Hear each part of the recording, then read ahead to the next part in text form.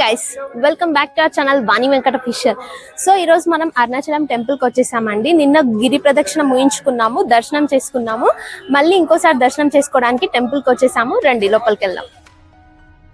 మనం టెంపుల్ లోపలికి వెళ్లే ముందు గుడి బయటనే మనకి ఇలా టెంకాయలు దీపాలు అమ్ముతూ ఉంటారండి. మేము కూడా అలా ఒక దీపం తీసుకొని వెలిగించి స్వామి దర్శనానికి స్టార్ట్ అయిపోయాం.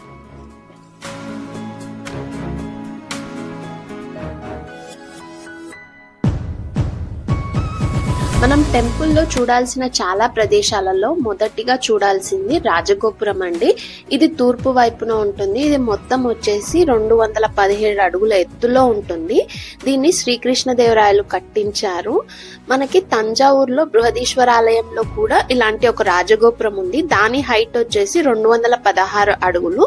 ఇక్కడ మనకు అరుణాచలంలో టెంపుల్ రాజగోపురం హైట్ వచ్చేసి 217 అడుగుల ఎత్తులో ఉంటుంది. మనకు రాజగోపురం కంటే రీచ్ అయ్యే కంటే ముందే మనకి ఒక చిన్న మండపం ఉంటుందండి. అదే అండి మండపం. మనం గోపురం లోపలికి వెళ్తూనే లెఫ్ట్ సైడ్ మనకి ఇక్కడ శక్తి గణపతి కనిపిస్తారండి. తర్వాత కొంచెం ముందుకు వెళ్తూనే తంబూరాతో మనకి అరుణగిరి నాథుడు కనిపిస్తారు.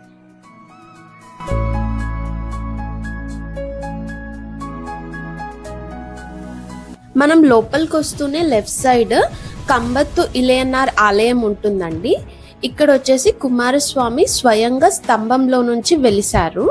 అందుకే ఇక్కడ స్వామిని స్తంభోద్భవ కుమారస్వామి అని అంటారు.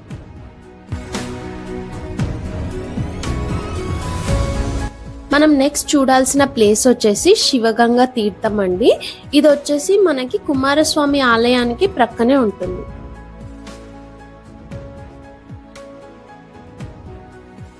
మనం నెక్స్ట్ చూడాల్సిన ప్లేస్ వచ్చేసి వేయికాళ్ళ మండపం అండి. మనం రాజగోపురం నుంచి లోపలికి వస్తూనే మనకి లెఫ్ట్ సైడ్ కుమారస్వామి ఆలయం ఉంటుంది అనుకున్నాం కదా. ఈ వేయికాళ్ళ మండపం వచ్చేసి మనకు రైట్ సైడ్ ఉంటుంది. చాలా పెద్దగా ఉంటుంది. మేము కూడా చాలా టైం స్పెండ్ చేసాం అక్కడ. ఇది వచ్చేసి శ్రీకృష్ణదేవరాయల వారు కట్టించారు. ఇక్కడ శిల్పకళా సంపద చాలా అద్భుతంగా ఉంటుంది.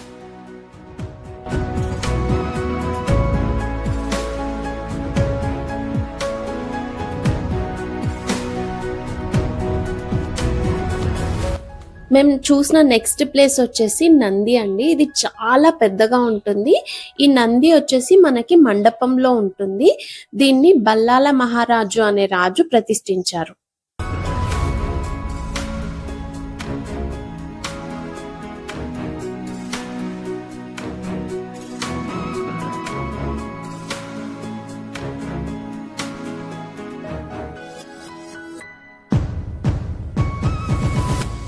మనం నెక్స్ట్ చూడబోయే ప్లేస్ వచ్చేసి నందికి ఎదురుగా కుడి వైపున ఉన్న గోపుర సుబ్రహ్మణ్యేశ్వర స్వామి టెంపుల్ అండి. ఇక్కడ స్వామివారు ఎత్తులో అరుగు పైన ఉంటారు. ఇక్కడ కూడా సుబ్రహ్మణ్యేశ్వర స్వామి స్వయంగా వెలిశారు. నెక్స్ట్ చూడబోయే ప్లేస్ వచ్చేసి నందికి ఎదురుగా ఎడమ వైపునున్న శ్రీ కళ్యాణ సుందరేశ్వర స్వామి టెంపుల్ అండి. టెంపుల్లో పెళ్లి చేసుకోవాలి అని అనుకునే వాళ్ళకి ఈ మండపంలోనే పెళ్లిళ్ళు జరుగుతుంటాయి.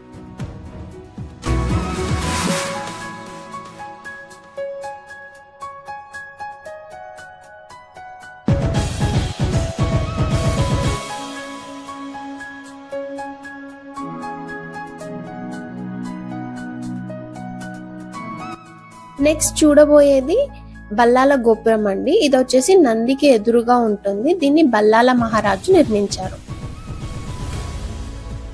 బల్లాల గోపురం దాటుకొని కొంచెం ముందుకు వెళ్తూనే మనం నెక్స్ట్ చూడబోయే ప్లేస్ ఉందండి. అది వచ్చేసి కాలభైరవ స్వామి టెంపుల్. ఇది వచ్చేసి మనకి గోపురానికి లెఫ్ట్ సైడ్ ఉంటుంది.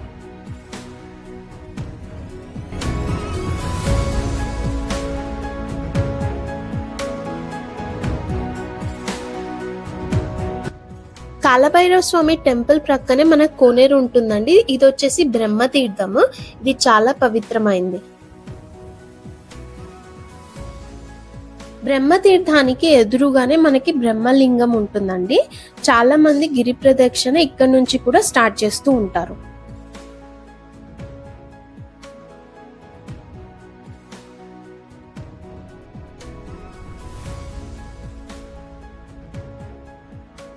దాని ప్రక్కనే మనకి సౌత్ గోపురం ఉంటుందండి.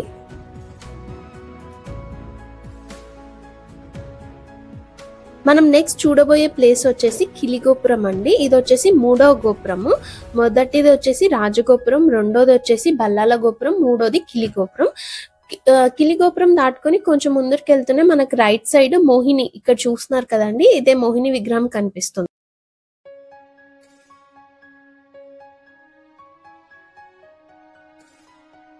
మనం కిలిగోపురం దాటుకొని కొంచెం ముందుకు వస్తూనే లెఫ్ట్ సైడ్ లో మనకి ఇలా ఒక వకుల వృక్షం కనిపిస్తుందండి.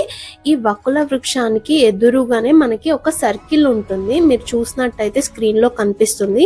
ఇలా సర్కిల్ గీయబడి ఉంటుంది. ఈ సర్కిల్ కి చాలా ఇంపార్టెన్స్ ఉందండి. ఈ సర్కిల్ లోపల నిలబడి మనము చూస్తే గనక 9 గోపురాలు మనం ఒకేసారి చూడొచ్చు.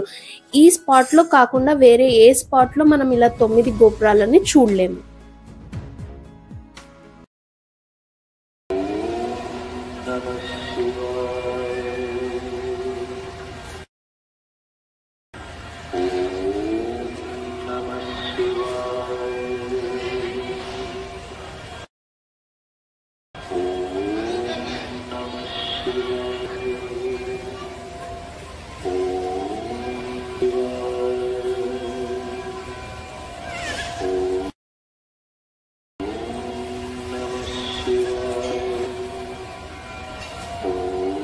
ఆ వకుల వృక్షాన్ని దాటుకొని కొంచెం ముందుకు వస్తూనే మనకి టెంపుల్ బ్యాక్ సైడ్ అరుణగిరి యోగి మండపం ఉంటుందండి. ఇక్కడ మీరు స్క్రీన్ లో చూస్తున్నారు కదండి, ఇదే ఆ మండపము. ఇది చాలా శక్తివంతమైన ప్లేస్.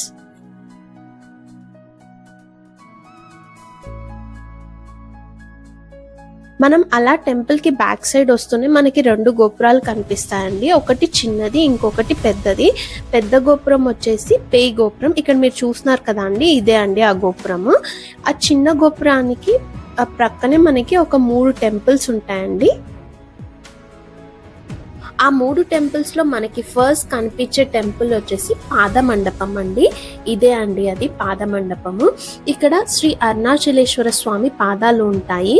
స్వామి మొట్టమొదటగా అడుగు పెట్టిన ప్రదేశం.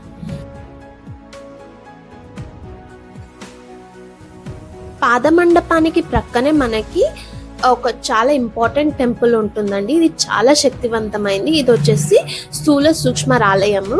ఎవరైతే గిరి ప్రదక్షిణ చేయలేరో అలాంటి వారు ఈ టెంపుల్ చుట్టూ 11 ప్రదక్షిణాలు చేస్తే మనకి గిరి ప్రదక్షిణ చేస్తే ఎంత పుణ్యం లభిస్తుందో అంత పుణ్యం లభిస్తుందని అంటారు. మనకి మెయిన్ టెంపుల్ లో స్వామి వచ్చేసి స్థూల రూపంలో ఉంటే ఈ ఆలయంలో మనకి సూక్ష్మ రూపంలో దర్శనమిస్తారు. మనకి మెయిన్ టెంపుల్లో స్వామివారికి అభిషేకం చేసినప్పుడు ఈ టెంపుల్లో ఉన్న స్వామివారిపై కూడా నీటి బిందువులు కనిపిస్తాయని అంటారు.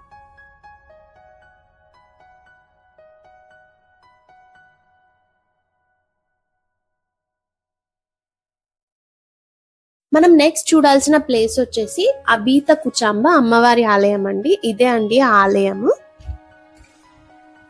అమ్మవారి ఆలయానికి ఎదురుగానే మనకి అష్టలక్ష్మి మండపం ఉంటుందండి. ఇక్కడ శిల్ప సంపద చాలా అద్భుతంగా ఉంటుంది. మనం అమ్మవారిని దర్శనం చేసుకొని బయటికి వస్తూనే పంచభూత లింగాల ఆలయాలు ఉంటాయండి. మనకి అరుణాచలంలో అగ్నిలింగం కదా, అలాగే మిగతా 4 లింగాల ఆలయాలు ఇక్కడ ఉంటాయి.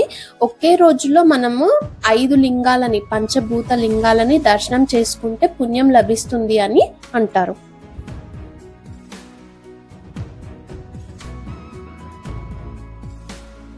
మనం పంచభూత లింగాల ఆలయాలు దర్శనం చేసుకున్న తర్వాత నెక్స్ట్ చూడాల్సిన ప్లేస్ వచ్చేసి పిడారి అమ్మన్ టెంపుల్ అండి. ఈ అమ్మవారు వచ్చేసి మనకి అరుణాచల క్షేత్రానికి, తిరువన్నామలై ఆలయానికి నగరపాలిక.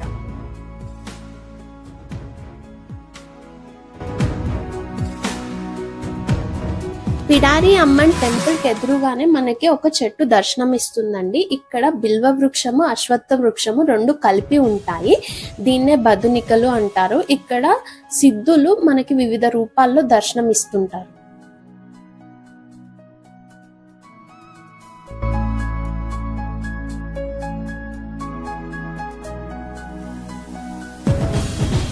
మనం ఆ వృక్షం దర్శనం చేసుకొని మెయిన్ టెంపుల్కి వెళ్తుంటే రైట్ సైడ్ పిచ్చై ఇలైనార్ ఆలయం ఉంటుందండి. ఇది వచ్చేసి కుమారస్వామి టెంపుల్ అండి. ఇక్కడ స్వామి వచ్చేసి ఆరోగ్య ప్రదాత. ఎవరికైనా ఆరోగ్య సమస్యలు ఉంటే ఇక్కడ స్వామివారి మండపంలో కొంచెం సేపు కూర్చొని ధ్యానం చేసుకొని దర్శించుకుంటే మనకి ఆరోగ్య సమస్యలు క్లియర్ అవుతాయి అని చెప్పేసి ఇక్కడ భక్తుల విశ్వాసం. మేము ఈ ఆలయాలన్నీ దర్శనం చేసుకున్న తర్వాత మెయిన్ టెంపుల్లో స్వామివారి దర్శనానికి వెళ్ళామండి. స్వామివారి దర్శనం అయిన తర్వాత బయటికి వచ్చేస్తూనే మనకి నార్త్ గోపురం కనిపిస్తుంది. నార్త్ గోపురంకి దగ్గరలోనే మనకి ప్రసాదం కౌంటర్ కూడా ఉంటుంది.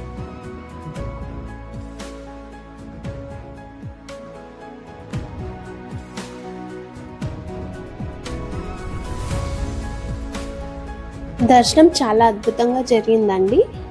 మీకు కానీ మా వీడియో నచ్చినట్టయితే please do subscribe to our channel, like and comment your opinion. Thank you. Bye.